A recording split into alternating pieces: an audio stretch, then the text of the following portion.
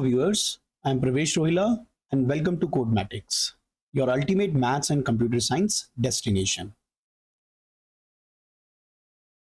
तो आज की वीडियो में हम लास्ट मिनट रिवीजन करेंगे फाइल हैंडलिंग पे। अब जैसे कि हम जानते हैं फाइल हैंडलिंग में हमारे पास 3 टाइप्स की फाइल्स होती हैं, text file, binary file and CSV file. तो इन तीनों फाइल्स में जो हम रीडिंग एंड राइटिंग ऑपरेशंस करते हैं उसके बारे में हम समझेंगे कि क्या क्या फंक्शंस और क्या मॉड्यूल्स को हमें यूज करना होता है, इन सब चीजों को देखेंगे। ओके, तो विदाउट वेस्टिंग टाइम हम फटाफट शुरू करते हैं। तो सबसे पहले हम बात करेंगे टेक्स्ट फाइल की। देखिए टेक्स्ट फाइल की अगर हम बात करते हैं, if we have a text file, तो कोई भी फाइल होगी, चाहे वो वैसे टेक्स्ट हो या हमारी बाइनरी फाइल हो, हम उनमें 2 ऑपरेशन परफॉर्म करते हैं। एक होता है हमारा reading operation and second is the writing operation. ठीक है, अब टेक्स्ट फाइल में रीडिंग के लिए we have 3 functions. Okay, one is the read function, second is read line and third is the read lines functions. Okay, ये 3 functions होते हैं हमारे। मोस्टली हम या तो रीड फंक्शन को यूज करते हैं या हम रीड लाइंस को यूज करते हैं। कब यूज करेंगे हम इन दोनों को, उसका भी मैं बताऊंगा। अच्छा, राइटिंग में we have write and write lines. ठीक है, ये 2 फंक्शंस होते हैं राइटिंग के लिए। अब देखिए ये जितनी भी फंक्शंस हैं, चाहे हम रीडिंग फंक्शन की बात करें चाहे हम राइटिंग फंक्शन की बात करें, ये सभी फंक्शन हमारे यूज कैसे किए जाते हैं, फाइल ऑब्जेक्ट के थ्रू हम इनको कॉल करते हैं। ठीक है, तो सबसे पहले हम ये देखते हैं कि जब भी हम फाइल पे काम करेंगे तो सबसे पहला स्टेप हमारा क्या होगा, we need to create a file. सबसे पहले हम क्या करेंगे, हम फाइल को क्रिएट करेंगे। ठीक है ना, क्रिएटिंग अ फाइल।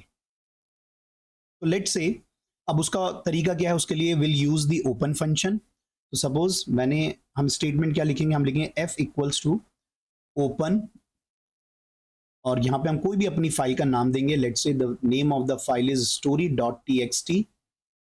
ठीक है, और यहां पे फिर हम मोड बताएंगे कि हम रीडिंग करना चाह रहे हैं या राइटिंग करना चाह रहे हैं। ओके, सपोज मैं भी रीडिंग करना चाह रहा हूं तो हम r लिखेंगे। आपको यह बात ध्यान रखनी है कि ओपन फंक्शन में हमें 2 आर्ग्यूमेंट्स पास करने होते हैं। ठीक है, first argument is the file name, ये हमारा फाइल नेम होगा, और सेकंड आर्ग्यूमेंट हमारा फाइल मोड होगा। ये हमें ये बताएगा कि जो हम फाइल को ओपन कर रहे हैं वो रीडिंग पर्पस के लिए ओपन कर रहे हैं या राइटिंग पर्पस के लिए ओपन कर रहे हैं। तो फाइल मोड वैसे हमारे पास क्या क्या है, इन चीज को पहले देख लेते हैं। तो जैसे R इज फॉर रीडिंग होता है हमारा। ठीक है, अभी मैं टेक्स्ट फाइल की बात कर रहा हूं, ये हमारे टेक्स्ट फाइल के लिए है। ओके, टेक्स्ट और CSV फाइल के लिए सेम यूज करते हैं हम। राइटिंग के लिए हम W यूज करते हैं, ये हमारा राइटिंग के लिए होता है। और हम राइटिंग के लिए अपेंड ए को भी यूज करते हैं। ठीक है, ये भी हमारा राइटिंग होता है, राइटिंग विद अपेंड बोलते हैं इसको हम, राइटिंग विद अपेंड। इसका मतलब ये होता है कि लाइक फॉर एग्जांपल, अगर आपने कोई फाइल राइटिंग मोड पे, W मोड पे आपने ओपन किया है, ठीक है, तो ये क्या करेगा, फाइल को create, if the file, whether the file is exist or not exist, it always recreate the file. I'm talking about this W mode. Okay, तो इससे प्रॉब्लम ये आ जाती है कि अगर सपोज मेरे पास ऑलरेडी कुछ मेरे पे फाइल बनी हुई है और उसमें कुछ डेटा स्टोर्ड है, और मैं अगर उसको W मोड पे ओपन करूंगा तो वो जो प्रीवियस डेटा होगा वो सब फ्लश आउट हो जाएगा, और जो भी मैं अब न्यू डेटा एंटर करूंगा वो आ जाएगा। तो उससे प्रॉब्लम ये आ गई है कि प्रीवियस डेटा हमारा सारा हमसे इरेज हो जाएगा। ओके, तो इसीलिए हम क्या करते हैं, हम most of the time A mode को यूज करते हैं, अपेंड मोड को यूज करते हैं। इससे ये होता है कि ये क्या करता है कि अगर फाइल क्रिएटेड नहीं है तो ये फाइल को क्रिएट कर देता है, और अगर फाइल क्रिएटेड है उस पर्टिकुलर लोकेशन पे तो ये उसी फाइल को रीओपन करता है और कर्सर को लास्ट में प्लेस कर देता है। ठीक है ना, लास्ट लाइन पे प्लेस कर देता है कि जिससे जो भी फर्दर राइटिंग होगी वो उस टेक्स्ट के बाद से राइटिंग होना शुरू हो। ओके, तो ये एडवांटेज हो जाता है हमारा ए मोड का। तो ये 3 मोड हम यूज करते हैं टेक्स्ट के लिए, ठीक है। अच्छा, ओके, अब हम किस तरीके से अपनी फाइल को रीड करेंगे इस बारे में हम बात करते हैं। तो जैसे कि मैंने आपको पहले, सबसे पहले हम रीड फंक्शन की बात करते हैं। तो रीड जो फंक्शन होता है इसके 2 तरीके हैं। अच्छा, ये कॉल कैसे होता है, ये जो मैंने एफ लिखा है ना यहाँ पे, इसको बोलते हैं हम फाइल ऑब्जेक्ट। क्या बोलते हैं, this is called file object, ठीक है। तो हम लिखते हैं रीड, और इसमें मैं एक इंटीजर नंबर भी पास कर सकता हूं, and this function will be called with the help of the file object, that is will write F dot read. Okay, अगर आप इसमें, अगर आपने इसमें n पास किया है, लेट से मैंने इस n को एक वैल्यू दे दी, लेट से 10 मैंने पास कर दिया, ठीक है। तो ये हमें क्या करेगा, ये हमें जो भी हमारी करंट लोकेशन होगी कर्सर की, ठीक है, वहां से 10 कैरेक्टर्स को रीड करेगा, ठीक है। यहां पे नंबर्स पास करने का मतलब क्या हो गया, it will reads 10 characters, 10 characters from its current location, ठीक है। और रीड करके ये जो हमें डेटा देगा, उस डेटा का टाइप क्या होगा, स्ट्रिंग होगा, ठीक है। तो लेट से उस डेटा को हमने डेटा वेरिएबल में स्टोर कर लिया। ये बात बहुत इंपॉर्टेंट है कि ये जो हमें डेटा रिटर्न करेगा, जो जो भी इसने रीड किया है, वो रीड हमें किस फॉर्म में देगा, स्ट्रिंग फॉर्म में देगा। दिस इज वेरी इंपॉर्टेंट, ये आपको याद रखना है, ठीक है। अच्छा, एक तो ये चीज हो गई इसको कि अगर मैं नंबर पास करता हूं तो उतने number of characters it will read. अगर सपोज मुझे होल फाइल को रीड करना है, ठीक है, टू रीड होल फाइल, तो उसके लिए हम क्या करेंगे, उसके लिए हम will write data is equals to f dot read. हम कोई भी नंबर ऑफ कैरेक्टर्स यहां पे पास नहीं करेंगे, कोई इंटीजर नंबर पास नहीं करेंगे। इस केस में ये क्या करता है, ये फुल फाइल को रीड करके मुझे इस डेटा वेरिएबल में प्रोवाइड कर देगा। और किस फॉर्म में प्रोवाइड करेगा, स्ट्रिंग के फॉर्म में प्रोवाइड करेगा, ठीक है। इतनी बात क्लियर हो गई है। तो क्या याद रखना है कि रीड फंक्शन, अगर आप कोई भी आर्गुमेंट इंटीजर नंबर पास नहीं कर रहे हैं, तो वो फुल फाइल को रीड करके आपको प्रोवाइड कर देगा स्ट्रिंग फॉर्मेट में। अब हम रीड को कब यूज करेंगे, अगर सपोज क्वेश्चन में ये कहा जाता है कि आपको ये बात पता लगानी है कि उस पर्टिकुलर फाइल में कितने वॉवल्स हैं, ठीक है, या पूरी फाइल की बात कर रहा हूं मैं, ठीक है ना, फुल डॉक्यूमेंट की बात कर रहा हूं, या उसमें कितने डिजिट्स हैं, कितने स्पेसेस हैं, ठीक है ना। मींस अगर आपको कैरेक्टर्स पे काम करना है तो हम इस तरीके से पूरी फाइल को पहले रीड कर लेते हैं, और रीड करने के बाद अब मैं क्या करूंगा, मैं सीधा का सीधा इस डेटा वेरिएबल पे लूप लगा दूंगा, और लूप लगा के हम फिर वहां पे कंडीशंस लगा देंगे। कैसे करेंगे हम कुछ ऐसे लिखेंगे, हम लिखेंगे फॉर सी इन डेटा, ठीक है। ये मैंने क्या किया है, मैंने डायरेक्ट स्ट्रिंग पे लूप लगा दिया। ये याद रखिएगा, ये क्या है, हमारा स्ट्रिंग है। अब जब भी हम फॉर लूप लगाते हैं, डायरेक्ट स्ट्रिंग पे लूप लगा देते हैं, तो जो लूप वेरिएबल होता है हमारा, ये हमारा क्या है, this is our loop variable, ये हमारा लूप वेरिएबल है ना। तो ये क्या करेगा, ये एक एक करके स्ट्रिंग में से कैरेक्टर को रीड करता रहेगा। जो भी स्ट्रिंग आएगी यहाँ पे, उस स्ट्रिंग से एक एक कैरेक्टर को रीड करेगा, ठीक है ना। लेट्स से फॉर एग्जांपल हमने कहा कि ये जो मैंने लिखा है कि it will reads 10 characters from its current location, ये मेरी एक फाइल में डेटा था, और इस डेटा वेरिएबल में ये स्ट्रिंग आ गई है। तो सी वेरिएबल में सबसे पहले क्या आएगा, आई आएगा, फिर सी वेरिएबल में क्या आएगा, टी आएगा, then space, then W, then I, L, L, इस तरीके से ये रीड करता चला जाएगा पूरे डेटा वेरिएबल को, ठीक है।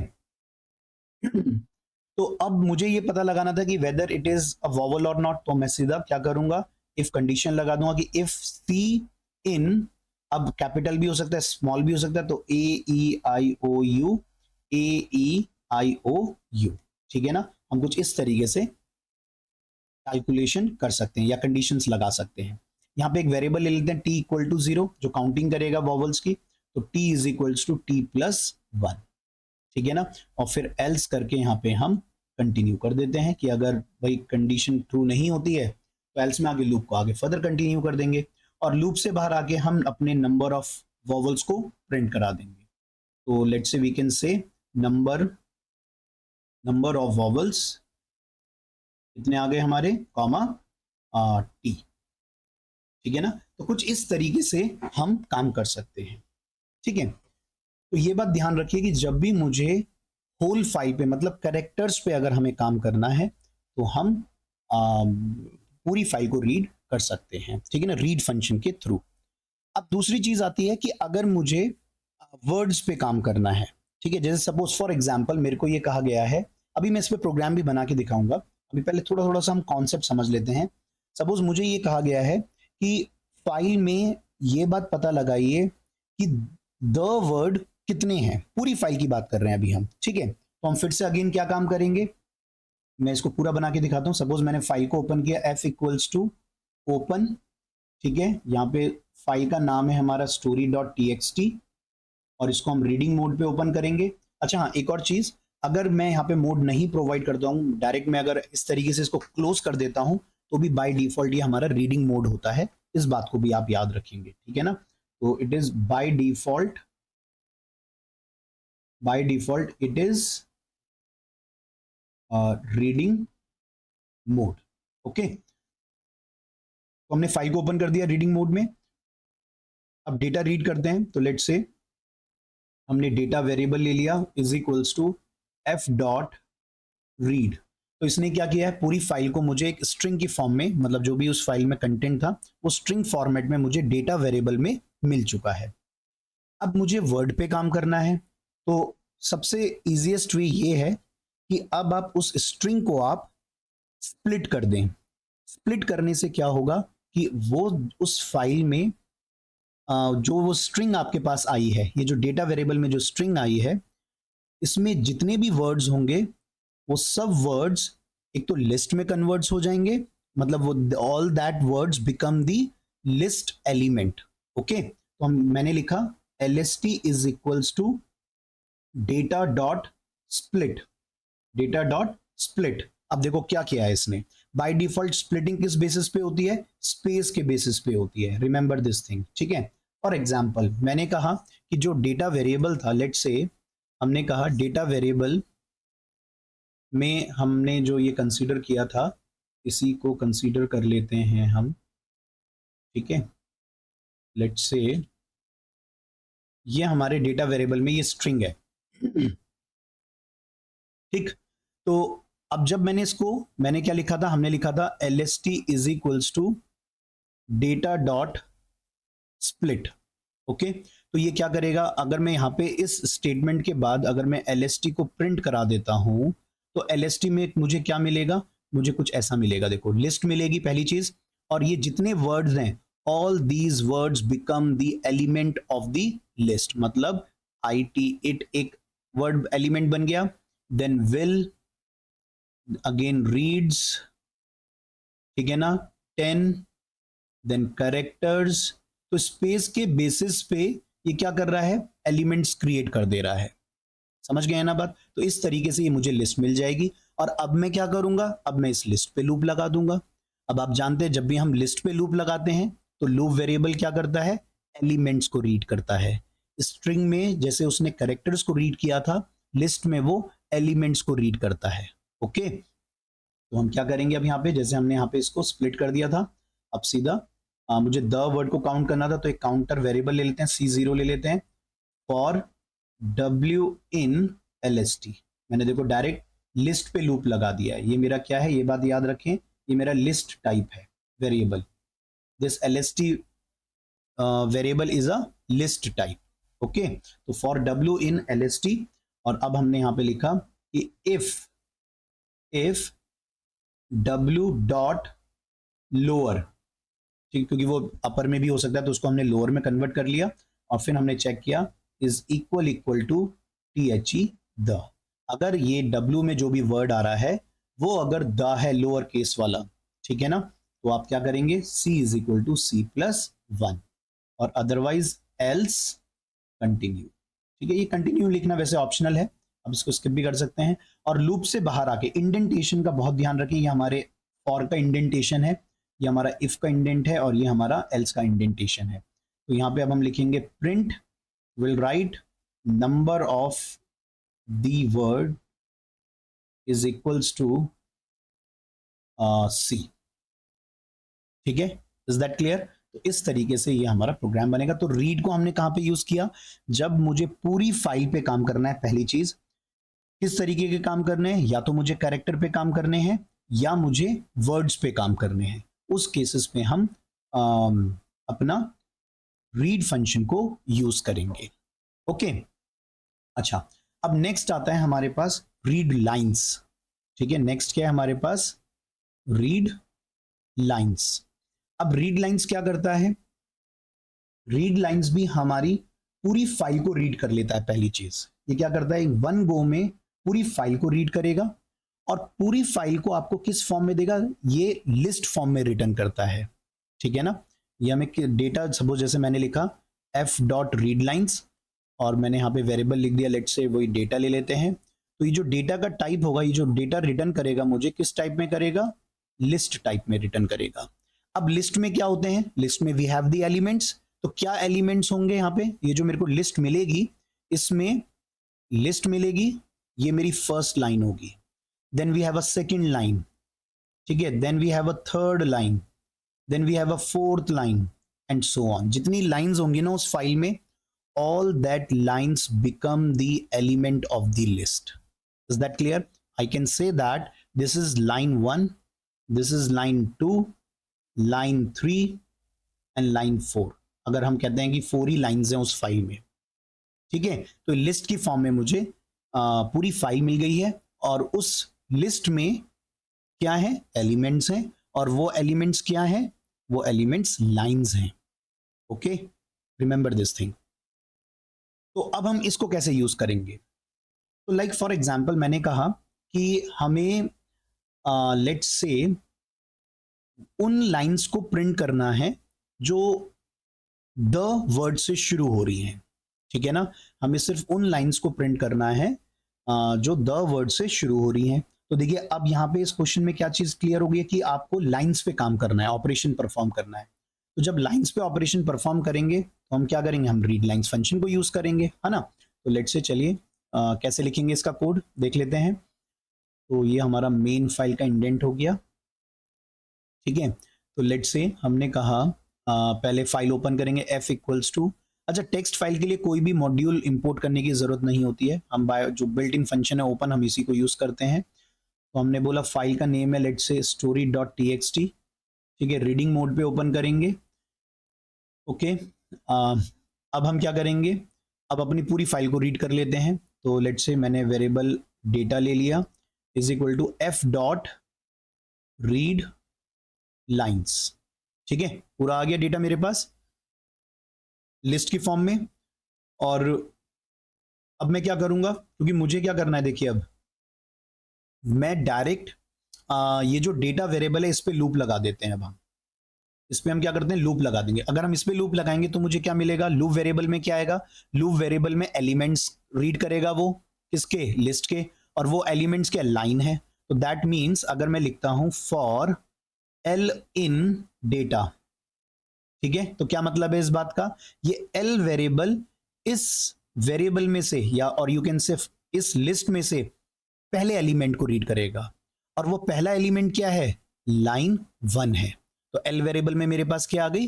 लाइन 1 आ गई। Okay, got it. अब उस लाइन में से मुझे क्या करना है? मुझे पहला वर्ड देखना है कि वो जो लाइन, ये जो एल वेरिएबल में जो फर्स्ट लाइन आई है, उस लाइन में फर्स्ट वर्ड द है या नहीं। तो इसके वैसे दो तरीके हैं, चलिए मैं अभी हम स्प्लिट तरीके से समझ लेते हैं। मैं क्या करता हूं, मैं उस लाइन को स्प्लिट कर देता हूं वर्ड्स में। तो हमने लिखा अगेन लेट्स से lst ले लेते हैं वेरिएबल, और हम लिखा l dot, because l is a string. ठीक है ना, l क्या है? स्ट्रिंग है, क्योंकि लाइन को रीड किया है ना, और वो लाइन किस फॉर्म में होगी? स्ट्रिंग फॉर्म में होगी ना। तो l डॉट स्प्लिट, ये हमने किया। तो अब lst में क्या मिल गया? वो जो पहली लाइन में जितने वर्ड्स थे वो मुझे लिस्ट की फॉर्म में मिल गए। और अब मैंने चेक किया कि इफ LST ऑफ जीरो। समझ में आई बात? LST ऑफ जीरो का मतलब क्या हुआ? लेट्स से मैंने कहा LST, जो मेरी फर्स्ट लाइन थी वो थी लेट्स से